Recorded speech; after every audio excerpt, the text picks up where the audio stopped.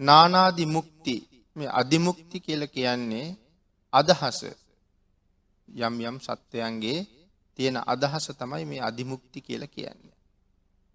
ඒ සත්වයාගේ අදහස් අපි දන්නේ නැති වුණාට බුදුරජාණන් වහන්සේට ඒක මනාවම දකින්න දැනගන්න අවබෝධ කරන්න පුළුවන්කම තිබුණා. ඒක මේ ලෝකේ වෙන කාටවත් තිබිච්ච නැති පුදුමාකාර ශක්තියක්. මහරහතන් වහන්සේලාට 80 මහා ශ්‍රාවකයන් වහන්සේලාට ඒ වාගේ හැකියාවල් තිබුණ අග්‍ර ශ්‍රාවකයන් වහන්සේලාට. නමුත් බුදුරජාණන් වහන්සේට තරම් තිබුණේ නැහැ. භාග්‍යතුන් වහන්සේගේ ශක්තිය අන් සියලු දෙනාටම වඩා වැඩි. ඒ නිසා මේ කාරණාවෙදි පැහැදිලි කරනවා මේ අනුසය වශයෙන් යටපත් වී පවත්නා තමන්ගේ අදහස්. අනුසය කියලා කියන්නේ අදහස කියලා අපි සඳහන් කළා අදිමුක්ති කියලා කියන්නේ. එතකොට අනුසය කියලා කියන්නේ යටපත් වෙලා තියෙන අදහස්. අපේ යටපත් වෙලා තියෙන අදහස්වත් අපි දන්නේ නැහැ. අපි නොදන්නා කරුණු බොහොමයක් අපි තුල යටපත් වෙලා තියෙනවා. සමහර වෙලාවට ඒ කරුණු මතුවෙන්න අවශ්‍ය යම් සාධකයක් ජීවිතේ මුණ ගැහුනොත් කවදාවත්ම මතුවෙච්ච නැති ඇතම් කාරණා මතුවෙන්න ඉඩ තියෙන ඉඩකඩ බොහොම වැඩි. අපි දන්නෙත් නැහැ අපේ අභ්‍යන්තරයේ මොනවා කොහොම තැම්පත් වෙලාද කියලා. නමුත් ඒ පුද්ගලයා දැක්ක ගමන් බුදුරජාණන් වහන්සේ දන්නවා මේ පුද්ගලයා කොහොම කෙනෙක්ද කියලා.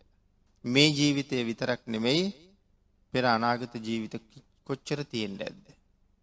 කෝටි ගණන් ප්‍රකෝටි ගණන් නෙමෙයි ගණනින් ගණන් කරලා ඉවර කරන්න බැරි තරම්. ඒ සියලුම කාරණාව මං සංසාරේ ආපු හැටි බුදුරජාණන් වහන්සේ දන්නවා. වෙන මේ ලෝකේ කිසි කෙනෙකුට ඒක කියන්න බෑ. මම කවදා නිවන් දකින්නවද කියන කාරණාවත් බුදුරජාණන් වහන්සේ දකිනවා. ඒකත් මේ ලෝකේ කෙනෙකුට කියන්න බැරි දෙයක්. භාග්‍යතුන් වහන්සේටම කියන්න පුළුවන් දෙයක්. අන්න ඒ නිසායි සඳහන් කරන්නේ මේ අනුසය වශයෙන් යටපත් වී පවත්නා තමන්ගේ අදහස් තථාගතයන් වහන්සේම දැනගන්නවා කියලා. එතන සඳහන් කරනවා හැම දිනාගේම අදහස් නිවැරදි ලෙස බුදුරජාණන් වහන්සේ දැනගන්නවා. තමන් වහන්සේ ළඟට පැමිණෙන ඕනෑම කෙනෙකුගේ අදහස් භාග්‍යතුන් වහන්සේ දැනගන්නවා. එතෙන්ට ලක්ෂයක් ආවත් කෝටියක් ආවත් ඊට වැඩි ප්‍රමාණයක් ආවත් ඒ ඇවිල්ලා ඉන්න සියලු දෙනාගේම අදහස භාග්‍යතුන් වහන්සේ දකිනවා. ඒක මහ පුදුමාකාර ශක්තියක් නිසායි ඒ සම්මා සම්බුද්ධ කියන කාරණාවට මේක සුවිශේෂී වුණේ. ඒ නිසා සඳහන් කරනවා මේ සත්වයන්ගේ නොඑක් අදහස් සමහරු අනුන්ට දුක් දෙන අදහස් ඇති අය ඉන්නවා. සමහර අයගේ නිරන්තරයෙන් කල්පනාව තව කෙනෙකුට අයහපතක් කරන්නමයි. වචනයකින් හරි ඇනුම් පදයකින් හරි අනුන්ගේ හිත රිදවන එකම සමහර අයගේ අදහස. නිරන්තරයෙන් කල්පනා කරන්නේ තවත් කෙනෙකුගේ හිත පාරන්නේ කොහොමද කියලාමයි. තවත් කෙනෙකුගේ අදහස සතුන් මරණ අදහසයි. තවත් කෙනෙකුගේ අදහස හොරකම් කරන්නමයි. තවත් කෙනෙකුගේ අදහස වැරදි කාම සේවනයේට යන්නමයි. තව කෙනෙකුගේ අදහස බොරු කියන්නමයි. තව කෙනෙකුගේ අදහස සුරාපානයටමයි. තව කෙනෙකුගේ අදහස දස අකුසල් කරන්නමයි. මේ ඒ පුජ්‍යලයාගේ අදහස් වල හැටි. මේ පුජ්‍යලයා කොහොම අදහස් දරන්නේක්ද බුදුරජාණන් වහන්සේ ඒක මනාව දන්නවා. අන්න ඒ නිසා සඳහන් කරනවා තවත් කෙනෙක් මෙන්න මේ අදහස් වලට කියන්නේ හීනාදි මුක්ති කියලා.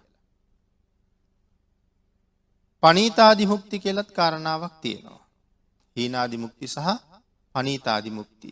ඒ පනීතාදි මුක්ති කියන කාරණාවටම කල්යාණාදි මුක්ති කියලාත් කියනවා. ඒ තව කෙනෙකුට යහපතක් කරන්න තියෙන අදහස. දුර්වල කෙනෙකුට උදව් කරන්න තියෙන අදහස. දුකටපත් වෙලා ඉන්න කෙනෙකුගේ හිත හදන්න තියෙන අවස්ථාව. දම්පැන් පූජා කරන්න තියෙන ආසාව. ධර්ම දේශනා කරවන්න තියෙන ආසාව. ධර්ම ශ්‍රවණය කරන්න තියෙන අවස්ථාව. සිල් රකින්න තියෙන ආසාව. සිල් රැකීමේ අවස්ථාව උදා කර ගැනීම. සසරින් මිදීමටම බලාපොරොත්තු ගොඩනගා ගැනීම. මේ ආදී වශයෙන් මේ වැඩි මහල්ලන්ට ගරු සත්කාර කිරීම, දෙමව්පියන්ට ගරු සත්කාර කිරීම, මෙන්න මේ ආදී කාරණා සඳහන් කරනවා පනීතාදි මුක්ති හෙවත් කල්යාණාදි මුක්ති කියලා. නමුත් අපි තුල තියෙන්නේ කොයි වාගේ අදහසක්ද කියන කාරණාව අපිට හිතා ගන්නවත් බැහැ. නමුත් භාග්‍යතුන් වහන්සේ ඒක දන්නවා. එතකොට සංසාරේ මේ යන ගමන් රටාවේ යම් යම් අය එකට එකතු වෙනවනම් කවදාවත් මේ ප්‍රතිවිරුද්ධ අදහස් තියෙන කට්ටිය එකට එකතු වෙන්නෙම නැහැ. සමාන අදහස් තියෙන ඇත්තෝම තමයි එකතු වෙන්නේ. ප්‍රතිවිරුද්ධ අදහස් ඇත්තෝ එකතු වුණොත් ඒක වැඩි කල් ඒ එකතුව පවතින්නේ නැහැ. ඒක බොහොම ඉක්මනට බිඳිලා යනවා. ඒ කාරණාව මෙන්න මේ විදිහට සඳහන් කරලා තියෙනවා ධාතු සංයුක්තේ. සෙය්‍යතාපි භික්ඛවේ ගූතෝ ගූතේන සංසන්දති. සමේති මුත්තං මුත්තේන සංසන්දති සමේති. කේලෝ කේලේන සංසන්දති සමේති. පුබ්බෝ පුබ්බේන සංසන්දති සමේති. ලෝහිතං ලෝහිතේන සංසන්දති සමේති. ඒව මේකෝ භික්ඛවේ ධාතුසෝ සත්තා සංසන්දති. ආදී වශයෙන් මේ කාරණාව පැහැදිලි කරනවා. මහණෙනි, යම්සේ අසුචි හා අසුචි සංසන්දනය වෙති. අසුචි දෙකක් එකට එකතු කළොත් මේ කොහෙන් ගෙනාපුවාද කියලා ආපහු අපිට හොයන්න බෑ. ඒ දෙක මනාව මිශ්‍ර වෙනවා.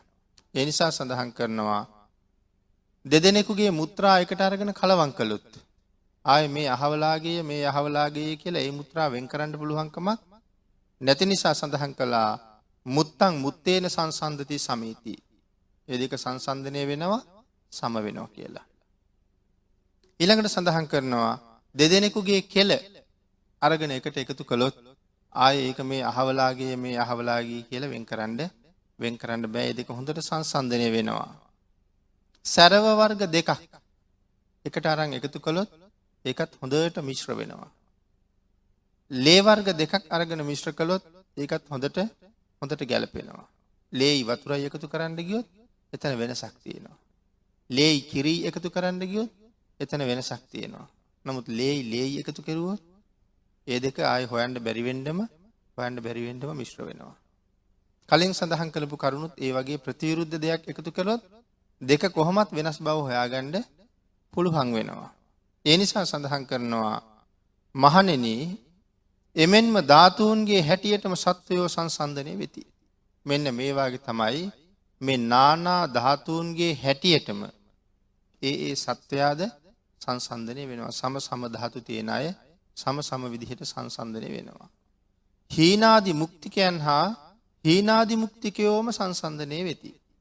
කවදාවත් හීනාදි මුක්තිකයෙකුයි පනීතාදි මුක්තිකයෙකුයි සංසන්දනය වෙන්නේ නැහැ. හමු වුණාට කතා බහ කළාට යම් ප්‍රමාණයකට ඇසුරු කළාට එක හා සම්බන්ධය වෙන්නේ නැහැ. නිතර ඇසුරට හා කතාවට භජනය වෙන්නේ නැහැ. ඒ නිසා බුදුරජාණන් වහන්සේ සඳහන් කළා මහණෙනි, අතීත කාලයේද ධාතුන් අනුවම සත්වයෝ සංසන්දනය වූහ. අතීතයේත් මේ ධාතුන් අනුවම තමයි සත්වයෝ එකතු වුනේ. එතකොට වර්තමානයේ වෙනස් වෙයිද? වර්තමානයේත් ඒ වගේම තමයි. අනාගතෙත් ඒක එහෙමම තමයි. බුදුවරු ලෝකේ පහළ නොවුනත් තුන් කාලයේ එය එසේම තමයි. ඒ කාරණාව බුදුරජාණන් වහන්සේ මනාව පැහැදිලි කළා. ඊළඟට මේ ධාතු සංයුක්තකේ කල්යාණාදි මුක්ති එහෙම නැත්නම් පනීතාදි මුක්ති සංසන්දනය වෙන හැටිත් පැහැදිලි කරනවා. සෙය්‍යතාපි භික්කවේ කීරං කීරේන සංසන්දති සමේති. තේලං තේලේන සංසන්දති සමේති. සප්පි සප්පිනා සංසන්දති සමේති. මදු මදුනා සංසන්දති සමේති. පානිතං පානිතේන සංසන්දති සමේති. ඒවමේව කෝ භික්කවේ ධාතුසෝච සත්තා සංසන්දති සමෙන්ති. ඒ කාරණාව පැහැදිලි කරනවා. කිරි හා සංසන්දනය වෙනවා. තෙල් හා සංසන්දනය වෙනවා. සප්පි කියලා සඳහන් කළේ ගිතෙල් හා සංසන්දනය වෙනවා. මදු කියලා සඳහන් කළේ මී හා සංසන්දනය වෙනවා. පැණි හා සංසන්දනය වෙනවා. පැණි වලට වෙන මොකවත් එකතු කරුවොත් ඒකේ වෙනසක් තියෙනවා. කිරි වලට තව මොකවත් එකතු වුනහම කොහොමත් ඒ වෙනස හොයන්න පුළුවන්. කිරි වතුරයි ගැලපෙනවා වගේ පෙනුනත් මොහොතකින් අපිට ඒ වෙනස හොඳටම පේන්න පටන් ගන්නවා. නමුත් ඒකට කිරිම එකතු කළොත් කවදාවත් ඒක අපිට වෙන් කරන්න බැරුව යනවා. අන්න ඒ වගේ මෙතන ඒ කාරණාවයි සඳහන් කරන්නේ.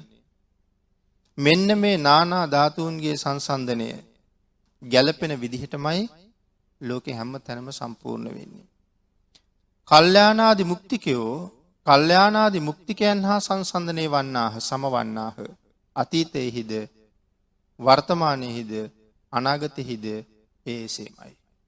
ඒ නිසා පින්නතුනි මෙන්න මේ කාරණාව මේ ධාතුන් අනුව සත්වයන් සංසන්දනය වීම ගැන තථාගතයන් වහන්සේ විසින් දක්වා ඇති තව එක සාධකයක් සඳහන් වෙනවා පිටකයේ.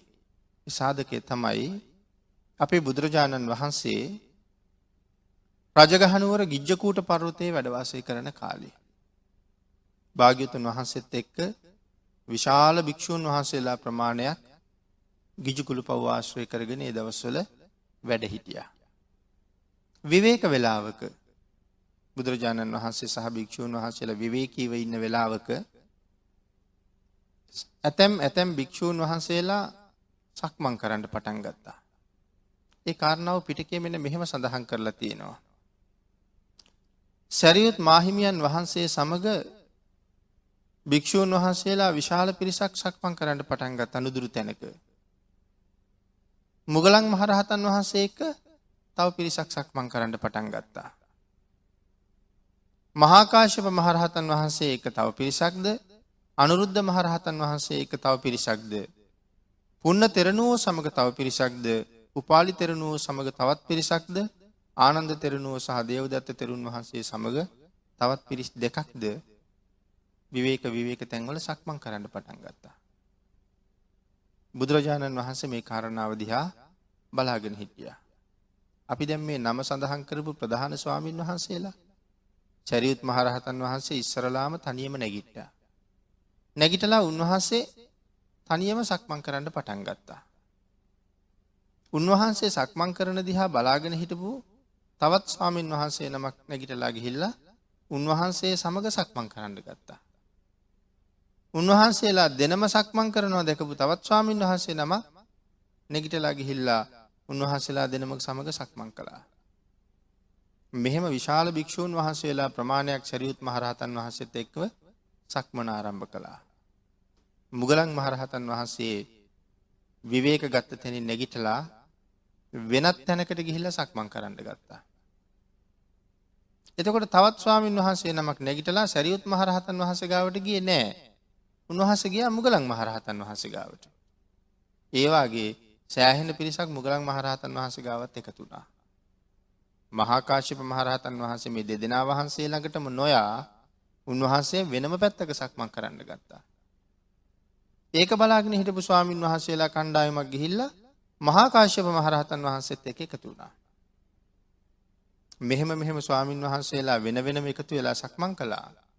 දේවදත්ත ස්වාමින් වහන්සේත් මේ කවුරුවත් ගාවට යන්නේ නැතුව උන්වහන්සේත් වෙනමම පැත්තක සක්මන් කරන්න පටන් ගත්තා. තවත් ස්වාමින් වහන්සේලා පිරිසක් උන්වහන්සේ අනුව ගිහිල්ලා උන්වහන්සේ ගාව සක්මන් කරන්න පටන් ගත්තා. බුදුරජාණන් වහන්සේ මේක දිහා බලාගෙන අපිට හැඟෙනවද මේකේ වෙනසක්? මේ ස්වාමින් වහන්සේලා ඔක්කොම සම්මා සම්බුද්ධ ශ්‍රාවකයෝ. උන්වහන්සේලා කවුරු ගාව සක්මන් කරාම මොකද? එකම ශාසනයේ කිසිම බෙදීමක් නැහැ. නමුත් භාග්‍යතුන් වහන්සේ මේක දිහා බලාගෙන ඉඳලා කිසිම කෙනෙක් සමග එකතු නොවි විවේකීව වාඩි වෙලා ඉන්න භික්ෂුන් වහන්සේලාට කතා කරලා මෙන්න මේ විදිහේ දේශනාවක් කළා. මහණෙනි, සාරිපුත්තයන් සමග සක්මන් කරන භික්ෂූහු මහා ප්‍රඥාවන්තයෝය. සරියුත් මහරහතන් වහන්සේ මේ ශාසනයේ මහා ප්‍රඥාවන්තයා හැටියට තමයි විරුදාවලිය ලැබුවේ. දැන් එතකොට මේ උන්වහන්සේ පිටිපස්සෙන් ගිහිල්ලා එකතු වෙන්න පටන් ගත්තේ කවුද? ප්‍රඥාවන්ත භික්ෂූන් වහන්සේලා. මුගලන් මහරහතන් වහන්සේ. උන්වහන්සේ මේ ශාසනයේ යම් විරුදාවලියක් ලැබුවා නම් ඒ ධානලාභීන් අතර අගතනතුරයි. භාග්‍යතුන් වහන්සේ දේශනා කරනවා මොග්ගල්ලාණයන් සමග එකතු වෙච්ච සියලුම භික්ෂූන් වහන්සේලා ධානලාභීන්. කාශ්‍යප මහරහතන් වහන්සේ මොන වගේ අගතනතුරක් දරුවද? දුතාංගධාරීන් අතර අගතනතුරයි උන්වහන්සේ දරුවේ. එතකොට මේ උන්වහන්සේ ගාවට ගිහිල්ලා එකතු වෙලා ඉන්නේ කවුද? මේ ඔක්කොම මහණෙනි දුතාංගධාරී වූ යයි බුදුරජාණන් වහන්සේ සඳහන් කළා. අනුරුද්ධ ස්වාමීන් වහන්සේ. අනුරුද්ධ ස්වාමීන් වහන්සේගේ අග්‍රස්ථානය තමයි දිවස්ලාභීන් අතර අගතනතුර. එතකොට අනුරුද්ධයන් වහන්සේ සමග මේ එකතු වෙලා ඉන්නේ දිවස් ඇත්තෝ. දිවස්ලාභීන් වහන්සේ එකතු වෙලා ඉන්නවා. පුණ්ණතෙරුන් වහන්සේ මේ ශාසනයේ බොහොම විශිෂ්ට ධර්ම කතික භික්ෂූන් වහන්සේලා අතර උන්වහන්සේට තිබුණේ අග්‍රස්ථානය. ධර්ම කතික භික්ෂූන් අතර අගතනතර තමයි පුන්න මහරහතන් වහන්සේ දැරුවේ. උන්වහන්සේත් සමග එකතු වෙලා මේ සක්මන් කරන්නේ ධර්ම කතිකයෝමයි. උපාලි තෙරුන් වහන්සේ විනය පිළිබඳව අගතනතරක් දැරුවා. ඒ නිසා සඳහන් කරනවා උපාලි තෙරුන් වහන්සේ සමග මේ සක්මන් කරන්නෝ විනයදරයෝමයි. ආනන්ද තෙරුන් වහන්සේ සමග සක්මන් කරන සියලු දෙනාම බහුශ්‍රෘතයෝමයි. බොහෝ ඇසූ පිරුතැන් අය බොහෝ ධර්ම ඥානයක් පුරවගත්ත අය තමයි ආනන්ද ස්වාමීන් වහන්සේ සමග එකතු වෙලා ඉන්නේ. එතකොට දේවදත්ත ස්වාමීන් වහන්සේ සමග එකතු වුණේ කවුද? භාග්‍යතුන් වහන්සේ ඒ කාරණාව සඳහන් කරනවා මහණෙනි දේවදත්තයන් සමග එකතු වෙලා යම් පිරිසක් සක්මන් කරන්නේද ඒ සියලු දෙනාම පාපිච්චයෝමයි කියලා. එතකොට ඒ ස්වාමීන් වහන්සේලා කවදාවත් අර ස්වාමීන් වහන්සේලා එක්ක එකතු වුණේ නැහැ.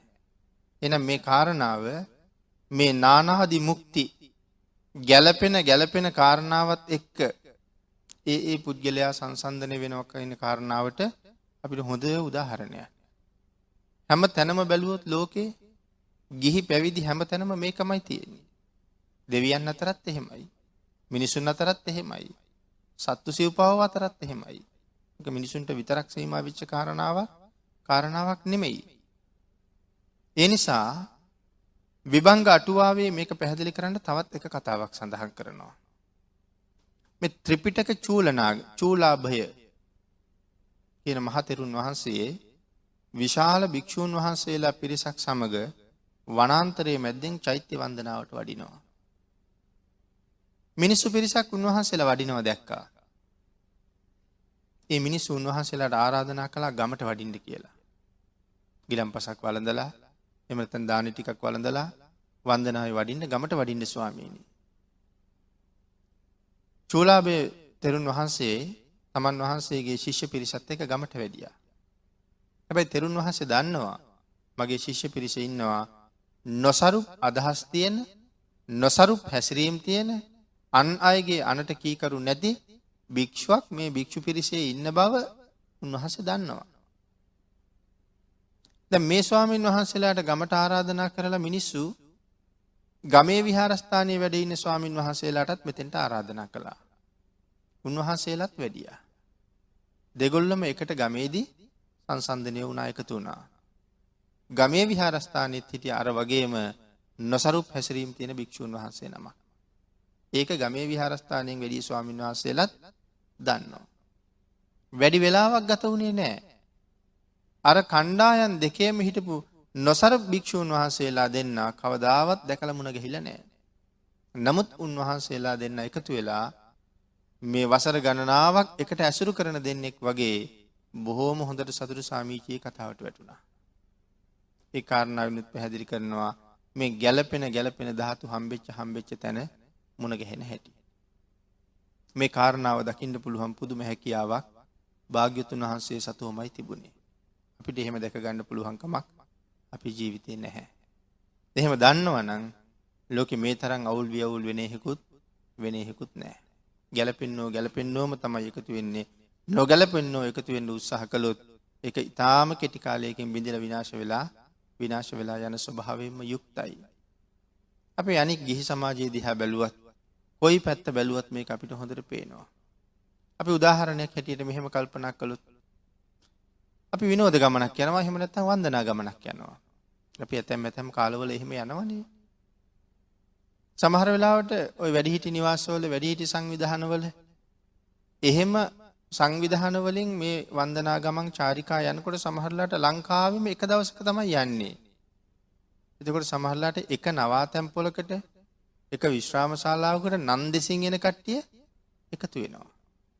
එතකොට මේ ලංකාවේ හැම පැත්තෙම ආපු අය කවදාවත් දැකලා තියෙන අයද? නමුත් හොඳට විමසිල්ලෙන් බලාගෙන හිටියොත් මේ පිරිස අතර සුරාවට ඇබ්බැහි වෙච්ච පිරිස, කොයි පැත්තෙන් ආවත් වැඩි වෙලා යන්න ඉස්සරලා එකට එකතු වෙනවා. ධර්ම සාකච්ඡා කරන්න කැමති අය ටිකක් විවේක අරගත්තට පස්සේ ඒ පිරිස කොහි හිටියත් එකට එකතු වෙලා ධර්ම සාකච්ඡාව පටන් ගන්නවා. සූදුවට ඇබ්බැහි වෙච්ච අය කොතන හරි අස්සකට ගිහිල්ලා ඒ මාගේ දෙයකට ඇබ්බැහි වෙනවා.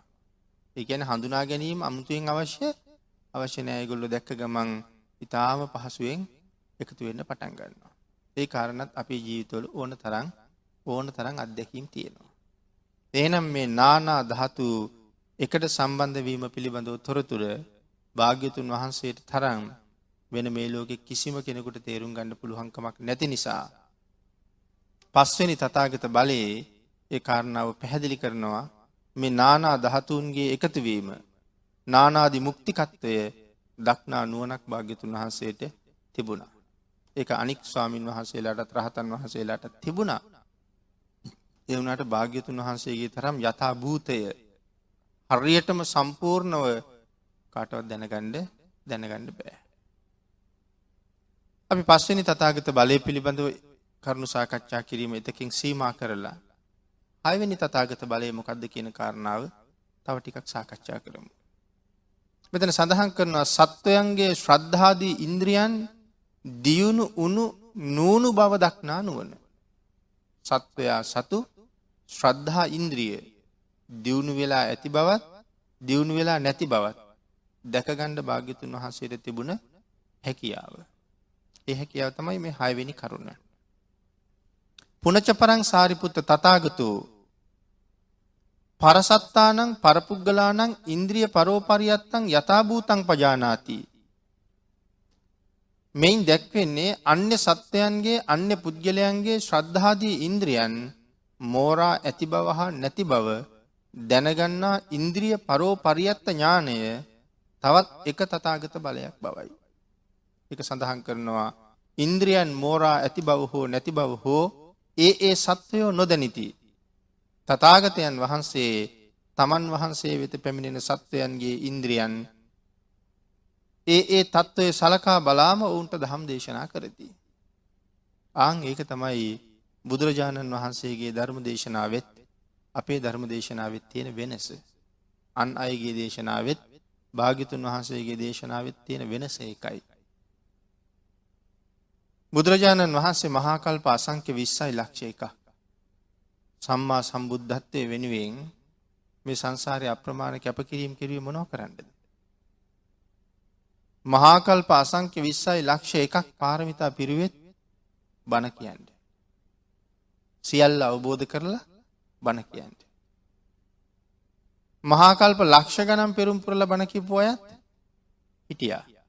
මහරහතන් වහන්සේලා 80 මහා ශ්‍රාවකයෝ මහා කල්ප ලක්ෂ ගණන් පාරමිතා පුරලා ඒ පාරමිතා පිරුවෙත් සසරින් එතර යමින් තවත් විශාල පිරිසක් සසරින් එතර කරන්න සද්ධර්මයේ දේශනා කරන්නමයි.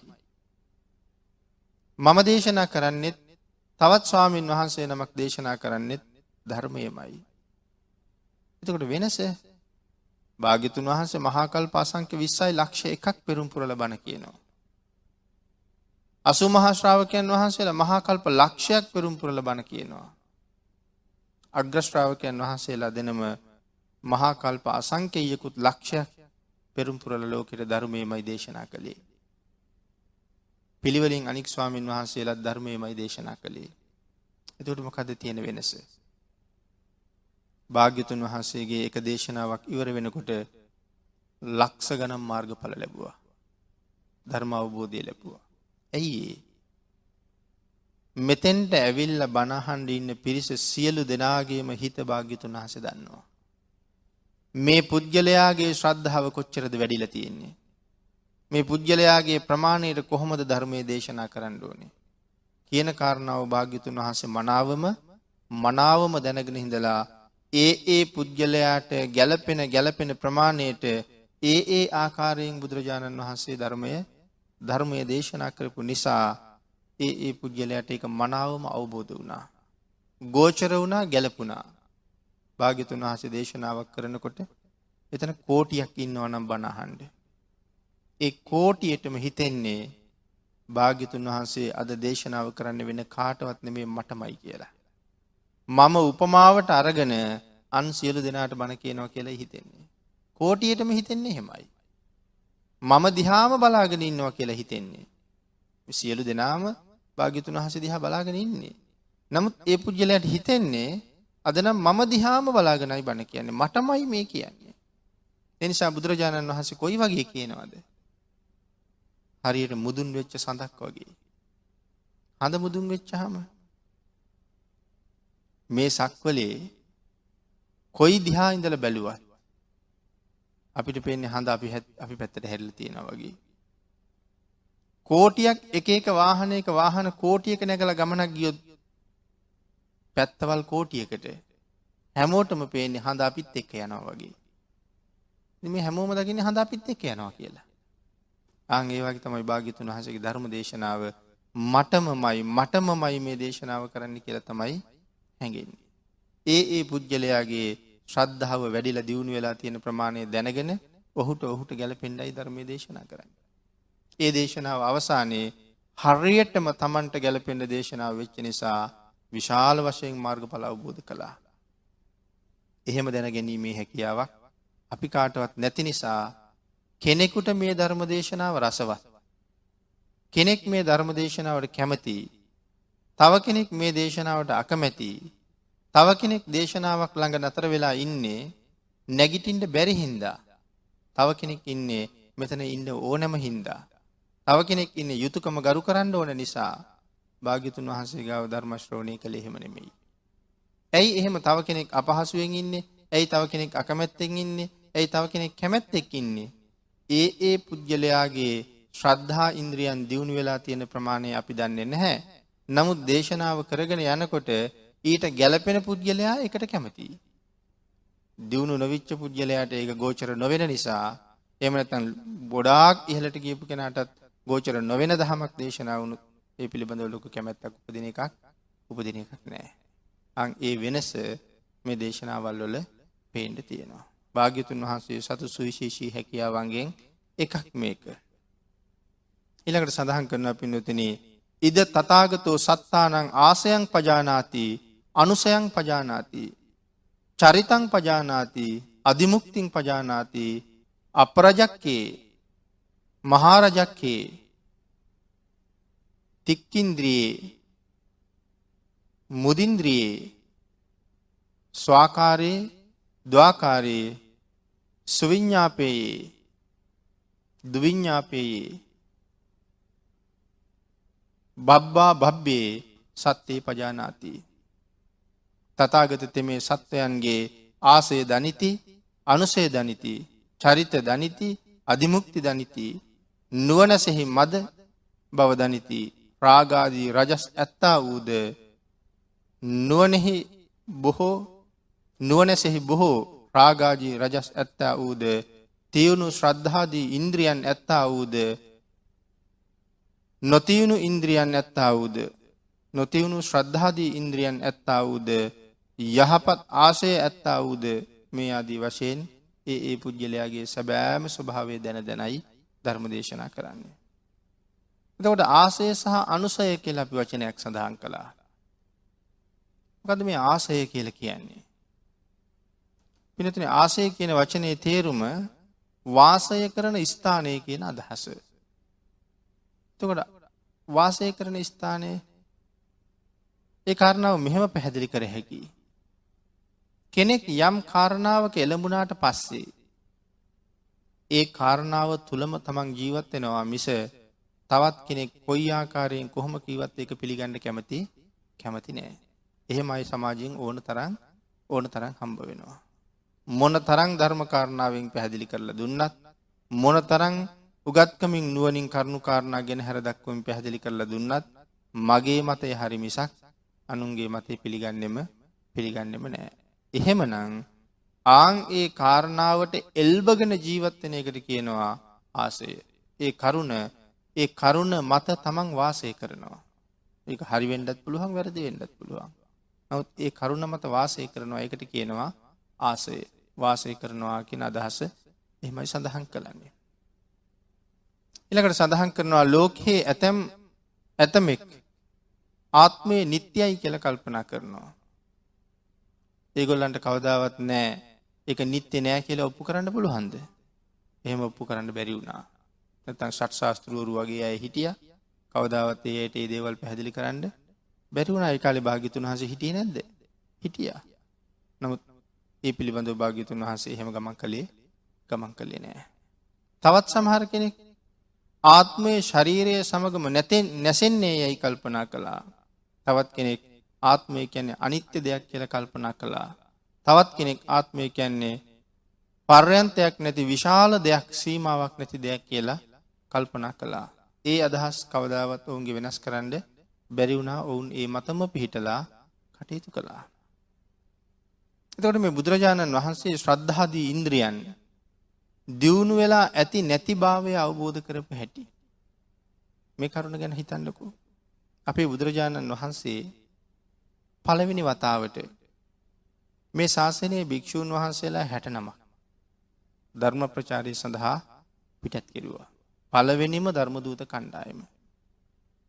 ඒ 60 දෙනා වහන්සේම ඒ ප්‍රදේශවලට පිටත් කළා එක මාර්ගයක කවුරුවත් වඩින්න එපා කියලා. සුළු පිරිසයි ඉන්නේ. බුදුරජාණන් වහන්සේ තවත් ප්‍රදේශයකට වැඩියා. බුදුරජාණන් වහන්සේ කොහාටද වැඩියේ? උරුවෙල් දනව්ව පැත්තට භාග්‍යතුන් වහන්සේ පිටත් වුණා. බුදුරජාණන් වහන්සේ උරුවෙල් දනව්වේ කැලෑවක ටිකක් විවේක ගමනින් වැඩ හිටියා. මෙන්න මේ දවසේ තරුණ කුමාරවරු 30 දෙනෙක්, බද්දවග්ගීය කුමාරවරු 30 දෙනෙක් මේ කැලෑවට ඇවිල්ලා හිටියා විනෝද වෙන්න.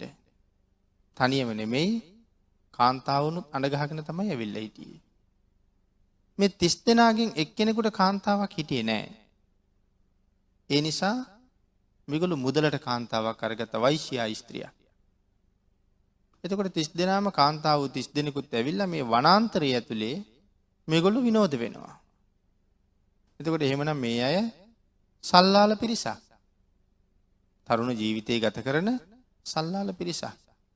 සමහර වෙලාවට මත්කුඩු වලටත් මත්ද්‍රව්‍ය වලටත් ඇබ්බැහි වෙලා හිටපු පිරිසක් වෙන්න ඇති. මේ දෙගොල්ලෝ මෙහෙම නැත්තම් මෙහෙම එන්නේ නැහනේ කවුරුවත්.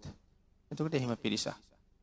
අපි සාමාන්‍ය සමාජයේ හැටියට කතා කළොත් මේ ගුණධර්මයන්ගෙන් හීන වෙච්ච පහත් හැසිරීම් වලින් යුක්ත පිරිසක්.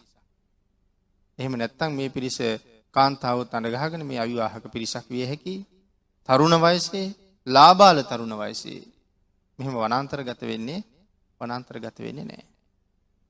මේ අයගේ ප්‍රමාදය නිසා අර වෛශ්‍යා ස්ත්‍රිය මේ අයගේ ප්‍රමාදයක් බලාගෙන ඉඳලා ඇයගේ අවශ්‍යතාවය වෙන එකක්. ඒ නිසා මේ අයගේ තිබිච්ච රංග රිදී බඩු ටික ඔක්කොම අරගෙන ඇය මගේ ඇරලා යන්න ගියා. තම තමන්ගේ කටයුතු ඉවරලා ඇය හොයනකොට ඇය නැහැ. මිල මුදල් රංග රිදී ආභරණ තිබිච්ච ගලවලා තිබිච්චත් එව්වත් නැහැ. ඊට පස්සේ මේගොල්ලෝ පටන් ගත්තා ඒ කාන්තාව හොයන්න.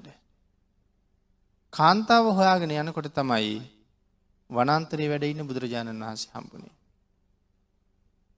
භාග්‍යතුන් වහන්සේ මොනතරම් ලස්සනද? භාග්‍යතුන් වහන්සේගේ වෙනස අන් අයට වඩා කොච්චරද? භාග්‍යතුන් වහන්සේගේ ශරීරයෙන් රැස් පිහිදෙනවා. රන්වන් පාටයි, හැම වෙලාවෙම රැස් පිහිදෙනවා. මේ වාගේ උතුම් මුනීන්ද්‍රයන්න් වහන්සේ මේ වනාන්තරය දැකලා මේ පිරිස සල්ලාල පිරිසක්ම කියලා සඳහන් කළේ ඔවුන් මත් වෙලා හිටිය වෙන කාරණාවකින්.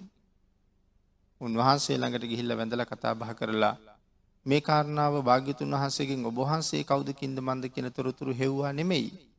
බුදුරජාණන් වහන්සේගෙන් ඇහුවේ ස්වාමීනි කාන්තාවක් යනවා දැක්කේ නැද්ද කියලා.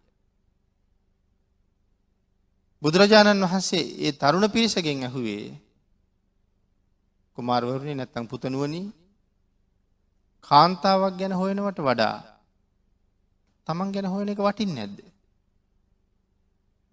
මේ පිරිස තීරණය කළා ඇත්ත. ස්වාමීනි අපි ගැන හොයන එක වටිනවා.